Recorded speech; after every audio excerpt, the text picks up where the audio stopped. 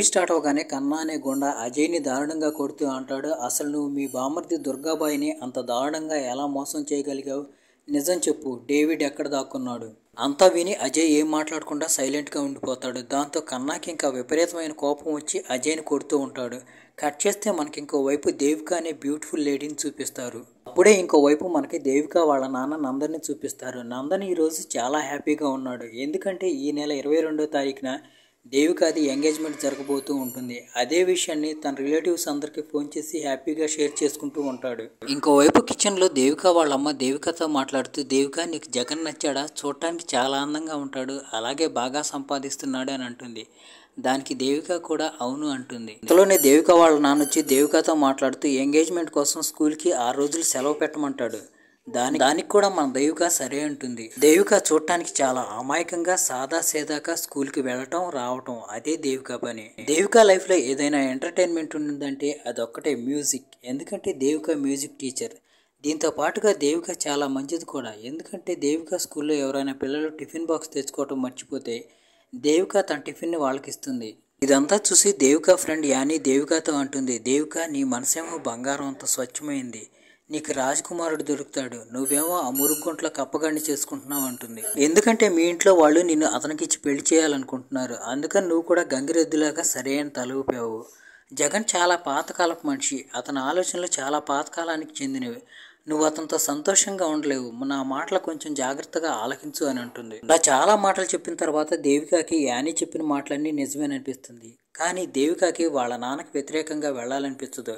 ఎందుకంటే దేవిక వాళ్ళ నాన్న ఇంజిన్ అయితే దేవిక బోగి, ఇంజిన్ వెనకాలే బోగి వెళుతుంది. తర్వాత దేవిక బస్సులో కూర్చొని స్కూల్ నుండి ఇంటికి వెళుతున్నప్పుడు ఒక పెద్దవాడు బస్సులో దేవికతో మాట్లాడుతూ, తల్లి నువ్వు పూజారి యోగానందన్ గారి మనవరాలువా అని అడుగుతుంది. దానికి దేవిక అవును అంటుంది.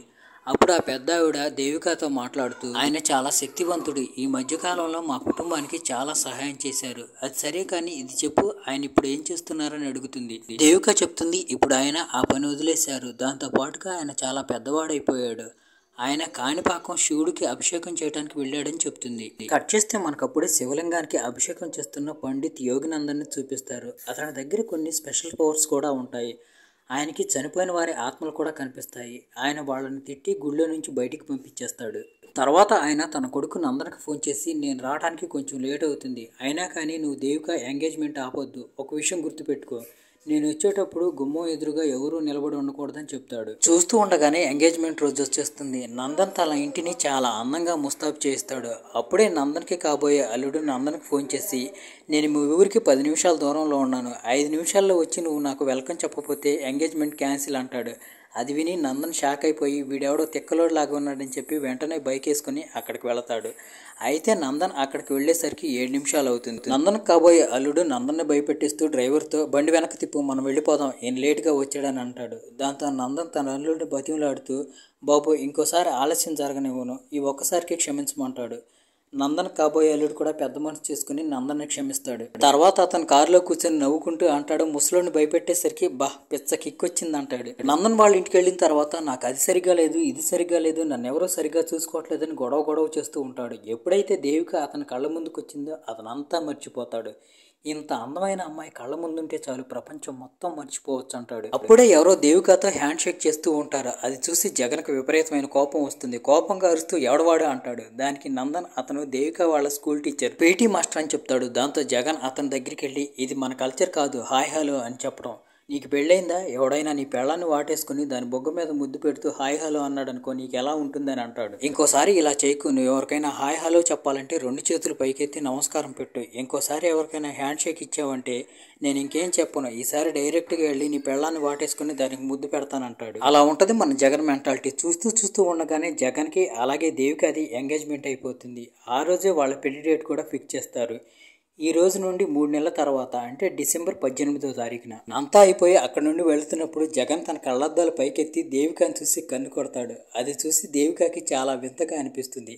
తర్వాత దేవిక నిలబడి ఆలోచిస్తూ ఉంటుంది. ఈ రోజైతే నా ఎంగేజ్మెంట్ జరిగింది, పెళ్లి డేట్ కూడా ఫిక్స్ చేశారు, నిజానికైతే నేను చాలా సంతోషంగా ఉండాలి, కానీ నాకెందుకు ఇలా అనిపిస్తుందని ఆలోచిస్తూ ఉంటుంది. తర్వాత రోజు పూజారి గారు పరిగెత్తుకుంటూ దేవిక వాళ్ళ ఇంటికి వస్తాడు. నేను నిన్న దేవిక కొండల్ని బాగా పరీక్షించి చూశాను, దాంట్లో ఏమి రాసిందో తెలుసా? రాబోయే 3 నెలల్లో దేవిక ఎవరో తెలియని వ్యక్తితో ప్రేమలో పడుతుందని. ఇదే ఆ టైం కాబట్టి మీరు ఇప్పుడు దేవికని చాలా జాగ్రత్తగా చూసుకోమని అంటాడు. అప్పుడు దేవిక వాళ్ళ నాన్న నందన్ మాట్లాడుతూ, ఏంటి పూజారి గారు, మీరేమైనా జోక్ చేస్తున్నారా ఏంటి? దేవిక అనుమతితోనే కదా నేను ఈ పెళ్లి ఫిక్స్ చేసింది. ఇంకా దేవిక వేరే అతన్ని ఎందుకు లవ్ చేస్తుంది అని అంటాడు. అక్కడే ఉన్న పూజారి గారి కూతురు రాజీ వెళ్ళి ఈ విషయాన్ని దేవికకి చెప్పేస్తుంది. అప్పుడు దేవిక అంటుంది, నేను ఎవరితో ఇంతవరకు డేట్ చేయలేదు. అది కాకుండా త్వరలోనే నా పెళ్లి ఫిక్స్ చేశారు.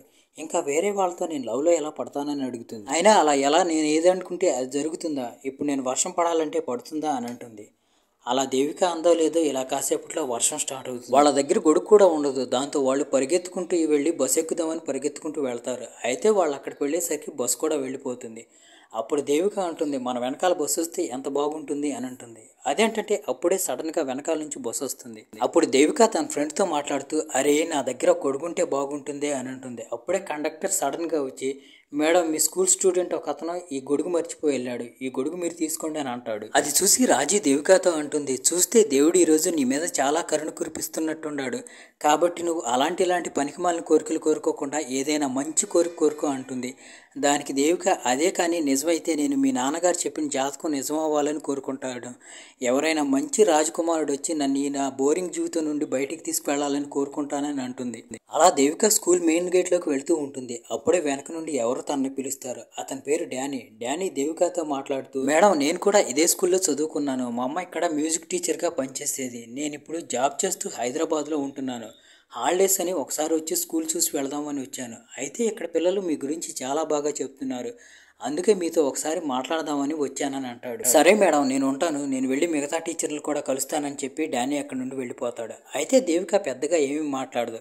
కానీ డానీని చూడగానే అతను చాలా క్యూట్గా అనిపిస్తాడు దేవికకి. ఇంకోవైపు అజయ్ సిస్టర్ అజయ్ని చూసి బాధపడిపోతూ కన్నాని అతని గోండాల్ని తిడుతూ, నా తమ్ముడిని అంత దారుణంగా కొడటానికి మీకు అంత ధైర్యం ఎక్కడి నుండి వచ్చిందని. సరే వదిలేండి, మీరేంటి నా కట్టుకున్న మొగుడే నా మాటండు.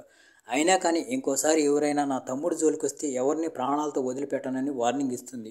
అప్పుడే అజయ్ వాళ్ళ అక్కతో మాట్లాడుతూ, అక్క నాకు నిజంగా డానీ గురించి ఏం తెలియదు. నేను ఎప్పుడు వాడిని ఒక బెస్ట్ ఫ్రెండ్గానే చూశాను. కానీ వాడు నన్ను ఇంత దారుణంగా మోసం చేస్తాడని నేను ఎప్పుడూ అనుకోలేదు. బావ దృష్టిలో వాడు నన్ను ఒక ఎదవని చేశాడు.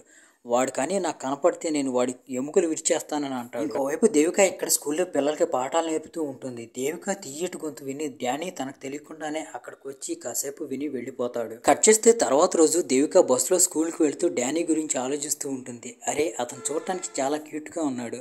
అతను ఇంకోసారి నన్ను కలిస్తే ఎంత బాగుండిద్ది అనుకుంటూ ఉంటుంది. అప్పుడే మ్యాజిక్ లాగా బస్సు వెనకాలే డానీ కూడా ఒక పికప్ ట్రక్లో వస్తూ ఉంటాడు. నిజానికి డానీ ఆ పికప్ ట్రక్లో స్కూల్ పిల్లల కోసం అరటికాయలు తీసుకొస్తూ ఉంటాడు. అప్పుడే డానీ దేవికని చూసి హాయ్ హలో అని మాట్లాడుతూ ఉంటాడు. అది చూసి దేవిక షాక్ అయిపోతుంది. ఏంటి ఇతను సిగ్గు లేకుండా అందరి ముందు నాతో మాట్లాడుతున్నాడు ఇలా అనుకుంటుంది. తర్వాత స్కూల్కి వెళ్ళిన తర్వాత దేవిక డానీతో మాట్లాడుతూ, ఇక్కడ స్కూల్లో మాట్లాడటం అయితే ఓకే, అలా అందరి ముందు మాట్లాడకూడదని అంటుంది. దానికి డానీ దేవికకి సారీ చెప్తూ, మీ స్వీట్ వాయిస్ ఉన్న దగ్గర నుంచి మీరు నా మైండ్లోనే కూర్చున్నారు, వెళ్ళట్లేదు. మిమ్మల్ని చూడగానే నేను కొంచెం ఎగ్జైట్ అయ్యి నన్ను నేను కంట్రోల్ చేసుకోలేకపోయాను, సారీ అని అంటాడు. డానీ కూడా దేవికాని ఫ్లడ్ చేస్తూ, చూడటానికి మీరు చాలా క్యూట్గా ఉన్నారు, వీలైతే ఈరోజు ఈవినింగ్ కాఫీకి వెళదామా అని అడుగుతాడు. డానీ అంత స్వీట్గా అడిగేసరికి దేవిక కూడా కాదనలేకపోతుంది. సాయంత్రం ఎప్పుడెప్పుడు అవుతుందా, స్కూల్ ఎప్పుడు వదిలేస్తారా, వెళ్ళి డానీని ఎప్పుడు కలుద్దామని చెప్పి దేవిక ఆలోచిస్తూ ఉంటుంది. దేవిక డానీ విషయంలో ఎంత పిచ్చిదైపోతుందంటే ఆ రోజు సెలవైనా కానీ దేవిక రెడీ అయ్యి స్కూల్కి వెళుతుంది. బస్సులో ఎక్కిన తర్వాత దేవికకి బస్సులో డానీ కనిపిస్తాడు. తర్వాత వాళ్ళిద్దరూ కాసేపు మాట్లాడుకుంటారు. డానీతో మాట్లాడదామని చెప్పి దేవిక బస్సు దిగుతుంది. అలా వాళ్ళిద్దరూ మాట్లాడుకుంటూ కొంచెం ముందుకు వెళ్తారు. సడన్గా వాళ్ళిద్దరూ అలా ముందుకు వెళ్ళేసరికి ఎదురుగా జగన్ వస్తూ కనిపిస్తాడు. జగన్ని చూసేసరికి దేవిక ఒక్కసారిగా భయపడిపోతుంది. వెంటనే డానీని ఎక్కడికైనా వెళ్ళి దాక్కోమంటుంది. డానీ పక్కనే ఉన్న పొదల దగ్గరికి వెళ్ళి దాక్కుంటాడు. అక్కడ దేవికని ఒంటరిగా చూసి జగన్ కూడా షాక్ అయిపోతాడు. జగన్ ఖచ్చితంగా దేవిక ఎవరో అబ్బాయితో కలిసి ఇక్కడికి వచ్చిందని చెప్పి దేవిక మీద అనుమానపడతాడు. అక్కడ ఎక్కడ వెతుకుతాడు. ఎక్కడ వెతికినా కానీ జగన్కి ఎవరు కనిపించరు. వెంటనే జగన్ దేవిక దగ్గర ఉన్న ఫోన్ తీసుకొని చెక్ చేస్తాడు. అయితే అది ఎప్పుడుదో కీప్యాడ్ ఫోన్. లాస్ట్ కాల్ కూడా తన ఫ్రెండ్స్కి చేసినట్టుంటుంది. తర్వాత జగన్ దేవికని అక్కడ ఒంటరిగా వదిలిపెట్టకుండా తన బండి మీద ఎక్కించుకొని దేవిక వాళ్ళ ఇంటి దగ్గర వదిలిపెడతాడు. దారి మధ్యలో జగన్ ఆ దేవికకి అబ్బాయిలకి దూరంగా ఉండమని చెప్తాడు. తర్వాత రోజు మళ్ళీ దేవిక డానీని కలుస్తుంది. నిన్న జరిగిన దానికి సారీ చెప్తుంది. డానీ కూడా పెద్ద మనసు చేసుకుని దేవిక చెప్పింది అర్థం చేసుకుంటాడు. ఇక్కడ దేవిక తనకు పెళ్లి ఫిక్స్ అయిన విషయం కూడా దాచకుండా చెప్పేస్తుంది. తర్వాత దేవిక డానీతో మాట్లాడుతూ, డానీ నువ్వంటే నాకు చాలా ఇష్టం, నేను నీకోసం ఏదైనా చేస్తానని అంటుంది. ఆ మాటలు విని డానీ కళ్ళు తడవుతాయి. తర్వాత డానీ దేవికతో నువ్వు నా కోసం ఏదైనా చేస్తావా అని అంటాడు. దేవిక ఏదైనా చేస్తానంటుంది. ఇక్కడే డానీ దేవికకి ఫీజు ఊడిపోయే ఒక నిజాన్ని చెప్తాడు. దేవిక నేను నిన్ను కలవటానికి ఒక కారణం ఉంది. అదేంటంటే నువ్వు పండిత్ యోగి నందన్ గారి మనవరాలివి కదా, ఆయనతో నాకు పని ఉంది, ఆయన ఆత్మలను చూడగలుగుతాడు కదా. అప్పుడు దేవిక అంటుంది, అవును నువ్వు చెప్తుంది నిజమే, కానీ మా తాతయ్య ఆ పనిని చాలా కాలం క్రితమే వదిలేశాడు. ఆయన దగ్గర స్పెషల్ పవర్స్ ఉన్నాయి. ఆ పవర్స్ ఎవరి దగ్గర లేవు. ఎంత ట్రై చేసినా కానీ మా నాన్నగారికి కూడా ఆ పవర్స్ రాలేదు. దేవిక మీ నాన్నగారికి ఆ పవర్స్ రాలేదేమో కానీ నీకు మాత్రం ఆ పవర్స్ వచ్చినాయి అని డానీ అంటాడు. ఇదిగో చూడు అని చెప్పి వెళ్ళి రోడ్డు మీద నుంచుంటాడు. అటు నుంచి స్పీడ్గా ఒక ట్రక్ వస్తూ ఉంటుంది. అది చూసి దేవిక భయపడిపోతూ, చూడు డానీ ఇలాంటి పిచ్చి జోకులు అంటే నాకు ఇష్టం లేదు, నీకు దెబ్బలు తగులుతాయి, అక్కడ నుండి పక్కకు జరుగు అంటుంది. అయితే డానీ ఒక అంగుళం కూడా పక్కకు జరగకుండా అక్కడే నుంచుంటాడు. ఫాస్ట్గా వస్తున్న ట్రక్ వేగంగా డానీ మీద నుంచి వెళ్ళిపోతుంది. అయితే డానీకి ఏం కాదు. తర్వాత అతను దేవిక దగ్గరికి వచ్చి, నీ కళ్ళు నిన్ను మోసం చేయట్లేదు దేవిక, నేను ఒక ఆత్మని, నువ్వు నన్ను చూడగలుగుతున్నావు అని అంటాడు. ఆ మాటలు వినేసరికి దేవికకు ఒకసారి ఫ్యూజులు రాలిపోతాయి. తర్వాత దేవిక డానీ ఒక చెడు ఆత్మ అనుకుని అతను తిడుతూ, ఈ విషయం నువ్వు నాకు ముందే ఎందుకు చెప్పలేదని అంటుంది. నేను నిన్ను ప్రేమించాను, నన్ను ఇలా మోసం చేయడానికి నీకు సిగ్గులేదా అని అంటుంది. అప్పుడు డానీ అంటాడు, దేవిక నా వల్ల ఒక ముసలావిడ అలాగే కొంతమంది చిన్నపిల్లలు ఇల్లు లేని నిరాశ్రయులయ్యారు. నేను మీ తాతయ్యని హెల్ప్ అడుగుదామని చాలాసార్లు వెళ్ళాను. అయితే ఆయన దగ్గరికి హెల్ప్ అడగడానికి చాలా ఆత్మలు వస్తాయి. వాటన్నిటిని ఆయన తిట్టి పంపించేస్తాడు. నన్ను కూడా చాలాసార్లు తిట్టి పంపించేశాడు. అయితే నువ్వు ఒక్కదానివే ఇప్పుడు నాకు సహాయం చేయగలవు అని అంటాడు. అయినా కానీ దేవిక డానీని పట్టించుకోకుండా అక్కడ నుండి వెళ్ళిపోతుంది. డానీ కూడా ఓటమిని అంగీకరించకుండా ప్రతి చోట దేవిక వెంటే తిరుగుతూ ఉంటాడు. దేవికని బతిమలాడుతూ ఉంటాడు. దాంతో దేవిక తన క్లాస్లో కూడా సరిగ్గా ఫోకస్ చేయలేకపోతుంది. వీటన్నిటితో దేవిక చాలా విసిగిపోతుంది. ఇంటికొచ్చి రాజీతో జరిగిన సంగతి అంతా చెప్తుంది. అప్పుడు రాజీ దేవికని సముదాయిస్తూ, నువ్వింకా కంగారు పడాల్సిన అవసరం లేదు, తాతయ్య ఇంటికి వచ్చేసాడు, ఆయన ఇప్పుడు ధూపం వేస్తున్నాడు, 2 గంటల్లో ఇంట్లో ఉన్న దయ్యాలు భూతాలు అన్నీ పారిపోతాయని చెప్తుంది. ఆ మాటలు విని డానీ భయపడిపోతాడు. ఇప్పుడే డానీ దేవికతో మాట్లాడుతూ, ప్లీజ్ దేవిక, ఎలాగైనా నాకు నీ సహాయం కావాలి. నేను ఆ ఇల్లు లేని ముసలావిడికి పిల్లలకి హెల్ప్ చేయకుండా వెళ్ళలేను. వాళ్ళకి హెల్ప్ చేయకపోతే నాకు ముక్తి లభించదు. నువ్వు ఎలాగైనా కానీ నాకు హెల్ప్ చేయాలని అంటాడు. డానీ బాధ చూసి నిజంగానే దేవిక డానీకి హెల్ప్ చేయాలనుకుంటుంది. అయితే అప్పటికే చాలా ఆలస్యం అయిపోతుంది. పూజలో కూర్చోవడానికి దేవిక వాళ్ళ తాతయ్య అందరినీ పిలుస్తాడు. అలా పూజ స్టార్ట్ అవుతుంది. దేవిక వాళ్ళ తాతయ్యని సహాయం అడగడానికి వచ్చిన ఆత్మలన్నీ ఒక్కొక్కటిగా వాళ్ళ ఇల్లు వదిలి బయటకు వెళ్ళిపోతాయి. తర్వాత దేవిక వాళ్ళ తాతయ్య దేవిక చేతికి ఒక తాయెత్తును కడుతూ, ఈ తాయెత్తుని నువ్వు ఎప్పుడూ విప్పొద్దు, ఈ తాయెత్తే నిన్ను కాపాడుతుంది, నేను బద్రీనాథ్ యాత్రకు వెళ్తున్నానని చెప్తాడు. కానీ దేవిక ఎప్పుడూ డానీ గురించే ఆలోచిస్తూ ఉంటుంది. అతని గురించే బాధపడుతూ ఉంటుంది. దేవిక టెన్షన్ చూసి అర్థం చేసుకున్న రాజీ, అసలు నీకు డానీ ఏం చెప్పాడు, అతని జీవితంలో ఏమైందని అడుగుతుంది. దాంతో దేవిక రాజీకి స్టోరీ చెప్పడం స్టార్ట్ చేస్తుంది. ఇక్కడతో సిరీస్ ఫ్లాష్ బ్యాక్లోకి వెళుతుంది. డానీ చిన్నప్పుడే వాళ్ళ అమ్మ నాన్న చనిపోతారు. దాంతో డానీ వాళ్ళ నాన్నమ్మ డానీని పెంచుతుంది. అయితే డానీకి టీనేజ్ వచ్చేసరికి వాళ్ళ నాన్నమ్మ కూడా చనిపోతుంది. దాంతో డానీ అనాథ అయిపోతాడు. తర్వాత డానీ పందేవులాడుకుంటూ హైదరాబాద్ వెళ్తాడు. అక్కడికి వెళ్ళిన తర్వాతే డానీకి అనాథ అనే దానికి నిజమైన అర్థం తెలుస్తుంది. డానీకి అక్కడ పండుకోవడానికి చోటు దొరకదు, తినడానికి తిండి పెట్టరు, అలాగే ఎవరూ పనిలో పెట్టుకోరు. దాంతో డానీ జీవితంలో ఓటమిని అంగీకరించి పైనుంచి దూకి చచ్చిపోబోతూ ఉంటాడు. అప్పుడే దుర్గా అన్న వచ్చి డానీని కాపాడుతాడు. డానీని సొంత వాళ్ళలాగా చూస్తాడు. ఇక్కడే మనకు తెలిసి ఇంకో విషయం ఏంటంటే దుర్గా అన్న ఒక డాన్ అని. దుర్గా డానీని కూడా ఒక గుండాలాగా తయారు చేస్తాడు. దుర్గా చెప్తే చాలు డానీ ఎవరినైనా కొడతాడు. అప్పుడు దాకా డబ్బున్న వాళ్ళనే డానీ ఏడిపిస్తూ ఉంటాడు. దాంతో అతనికి పెద్దగా బాధ ఏమనిపించదు. కానీ విషయం 60 సంవత్సరాల గాయత్రి దగ్గరికి వచ్చేసరికి అంతా తిరగబడిపోతుంది. గాయత్రి అనే ఆవిడ అనాథాశ్రమాన్ని నడుపుతూ ఉంటుంది. అనాథలకు సహాయం చేస్తుంది. అలాగే ఎవరైనా ఆపదలో ఉన్నారంటే వాళ్ళని కూడా ఆదుకుంటుంది. కానీ ఆ దుర్గాగాడి దిక్కుమాలిన చూపు గాయత్రి అనాథాశ్రమం పైన పడుతుంది. తర్వాత వాడి రౌడీల్ని అక్కడికి పంపించి ఆ స్థలం ఖాళీ చేయమని వాళ్ళని బెదిరిస్తాడు. పోలీసులకు కూడా లంచం ఇస్తారు. ఎవరైనా కానీ గాయత్రికి హెల్ప్ చేయడానికి వస్తే వాళ్ళని కూడా భయపెడతారు. దాంతో గాయత్రికి ఎవరూ హెల్ప్ చేయలేరు. కానీ మెల్లమెల్లగా డానీకి గాయత్రి అమ్మదే అలాగే అనాథ పిల్లల పరిస్థితి అర్థమవసాగింది. ఆ అనాథ పిల్లల్లో చిన్నతనంలో డానీ తనను తాను చూసుకుంటున్నాడు. తర్వాత దుర్గాతో వెళ్ళి డానీ ఆ స్థలం గురించి కూడా మాట్లాడతాడు. అయితే దుర్గా డానీ మాటలను అసలు పట్టించుకోడు. అట్ ఎనీ కాస్ట్ దుర్గాకి ఆ ల్యాండ్ కావాలి. తర్వాత ఇదే విషయం డానీ తన ఫ్రెండ్ అజయ్తో మాట్లాడతాడు. అప్పుడు అజయ్ డానీకి ఒక ప్లాన్ చెప్తాడు. అదేంటంటే మనం ముందుగానే దుర్గా అమ్మతో పేపర్స్ మీద సంతకాలు పెట్టించుకుందాం. ఆ పేపర్లు తీసుకెళ్ళి మా బావకి ఇచ్చేద్దాం. తర్వాత నేను మా అక్కతో మాట్లాడి ఆ పేపర్స్ని మళ్ళీ దుర్గా అమ్మకి ఇప్పిస్తాను. దాంతో మా బావ ఈగో కూడా సాటిస్ఫై అవుతుందని చెప్తాడు. తర్వాత డానీ ఇదే విషయాన్ని వెళ్ళి గాయత్రి అమ్మతో చెప్తాడు. అయితే గాయత్రి అమ్మ కూడా డానీ చెప్పిన మాటలు నమ్ముతుంది. ఆవిడ డానీ మీద ఉన్న నమ్మకంతో ఆ పేపర్ మీద సంతకాలు పెడుతుంది. ఇప్పుడు సీన్ మళ్ళీ అక్కడికి షిఫ్ట్ అవుతుంది. ఎక్కడైతే దేవిక డానీ గురించి రాజీకి చెప్తుందో అక్కడికే. దేవిక ఇప్పుడు ఎలాగైనా కానీ డానీకి హెల్ప్ చేయాలనుకుంటుంది. అందుకే దేవిక వాళ్ళ తాత తన చేతికి కట్టిన తాయితుని తీసి పడేస్తుంది. అయితే దేవికకి డానీ కనిపించడు. అక్కడ ఇక్కడ ఎక్కడ చూసినా కానీ ఎక్కడ దేవికకి డానీ కనిపించడు. డానీని ఇంతకుముందు ఎక్కడెక్కడైతే కలుసుకుందో ఆ ప్రతి చోటకు వెళుతుంది. అయినా కానీ ఎక్కడా డానీ దేవికకి కనిపించడు. దాంతో దేవిక స్కూల్కి వెళ్ళి స్కూల్లో కూర్చుని డానీ వాళ్ళ అమ్మ ఏ పాట అయితే పాడుతుందో అదే పాటను పాడుతుంది. ఇంకేముంది, మ్యాజిక్ జరిగినట్టు వెంటనే డానీ వచ్చి దేవికకి కనపడతాడు. తర్వాత దేవికకి తనకి హెల్ప్ చేస్తున్నందుకు డానీ థ్యాంక్స్ చెప్తాడు. తర్వాత దేవిక, డానీ, రాజీ చెరువొడ్డును మాట్లాడుకుంటూ ఉంటారు. అప్పుడు డానీ దేవికతో మాట్లాడుతూ నువ్వు నాకు కానీ హెల్ప్ చేయాలంటే నువ్వు హైదరాబాద్ రావాలని అంటాడు.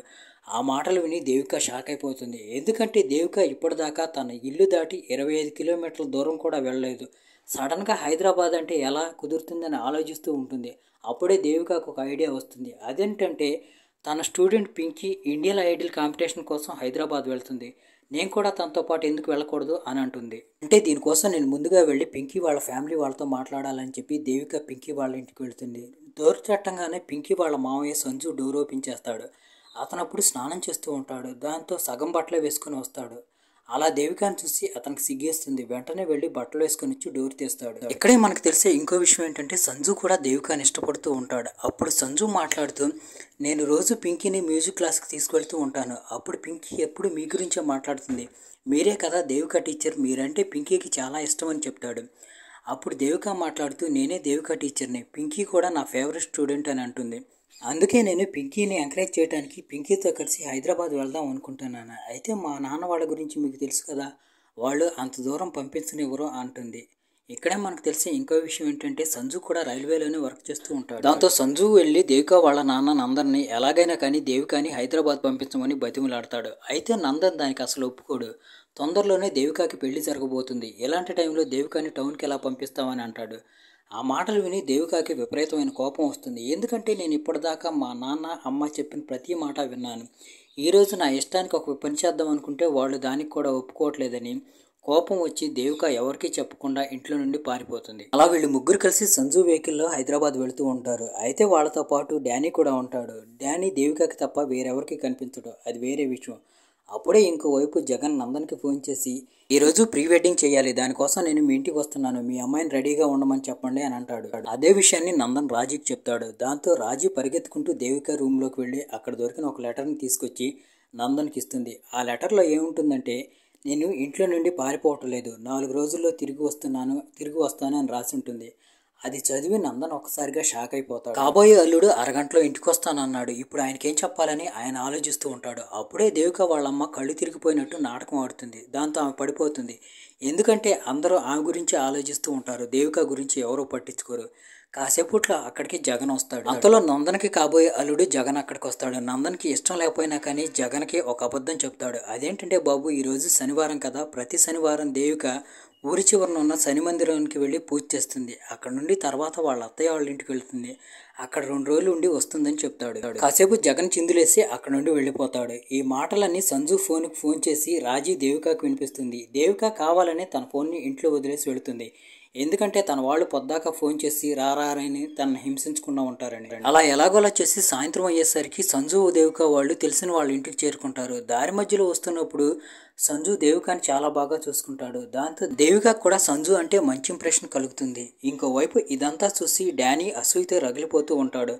అయినా కానీ అతను అనుకుంటాడు, నేను ఆత్మను కదా, ఒకవేళ సంజు దేవిక ఇద్దరూ కలిసిపోతే బాగుండిద్ది అని అనుకుంటాడు. ఆ రోజు రాత్రి దేవిక నిద్రపోతూ ఉంటుంది. దేవికకి నిద్రలో ఒక భయంకరమైన కల వస్తుంది. అదేంటంటే దుర్గా అన్న రాడు తీసుకొని దేవిక తలపగలగొట్టి చంపేస్తున్నట్టు. తర్వాత దేవిక వెళ్ళి డానీతో మాట్లాడుతుంది. అప్పుడు డానీ ఏం చెప్తాడంటే ముందు మనం వెళ్ళి దుర్గా అన్న ఇంట్లో వెతికి గాయత్రి అమ్మ సైన్ చేసిన పేపర్ ఉంటుంది కదా, ఆ పేపర్ తీసుకురావాలని అంటాడు. ఇక్కడ నుండి స్టోరీ మళ్ళీ పాస్ట్లోకి వెళ్తుంది. దుర్గా గాయత్రి అమ్మ దగ్గర నుంచి 45 కోట్లు విలువ చేసే భూమిని కేవలం 5 కోట్లకే కొంటాడు. అయినా కానీ దుర్గా వైఫ్ సంతోషంగా ఉండదు. ఈ విషయాన్నంతా దుర్గా ఫోన్ చేసి అజయ్కి చెప్తాడు. అప్పుడు అజయ్ డానీతో కలిసి గాయత్రి అమ్మకి డబ్బులు ఇవ్వడానికి వెళుతూ ఉంటాడు.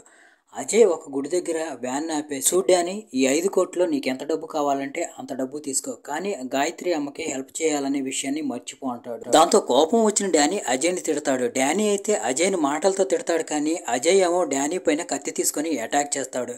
కత్తి తీసుకొని అటాక్ చేసిన తర్వాత అజయ్ దగ్గరలో ఉన్న బండరాయి ఒకటి తీసుకొని డానీ తల చిదురు చేస్తాడు. అయితే వీళ్ళిద్దరు నోటీస్ చేయని విషయం ఒకటి ఉంటుంది. అదేంటంటే ఈ గుడి శివుడు గుడి. అలాగే డానీని అజయ్ చంపిన ప్లేసు బలిచ్చే ప్లేసు. డానీ చనిపోతాడు, కానీ గాయత్రి అమ్మకి హెల్ప్ చేయాలని అతని కోరిక అలాగే కోరికగా ఉండిపోతుంది.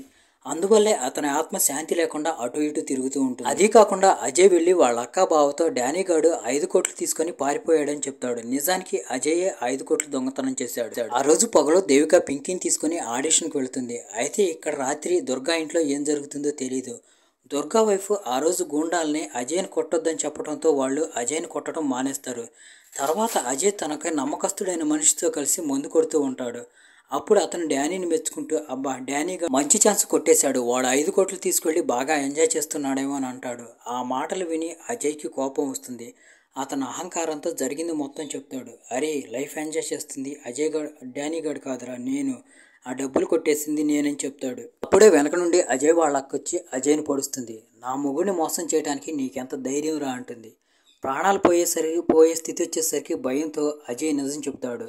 నేను ఆ డబ్బుల్ని ఫామ్ హౌస్లో ఉన్న ఒక చెట్టు కింద దాచిపెట్టానని. ఇంకోవైపు ఇక్కడ డానీ హెల్ప్తో సంజు దేవిక ఆ ఫామ్ హౌస్లో ఉన్న డబ్బులు కొట్టేస్తారు. అప్పుడే అక్కడికి వచ్చిన దుర్గా అజయ్ని కొడుతూ డబ్బులు ఎక్కడరా అని అంటాడు.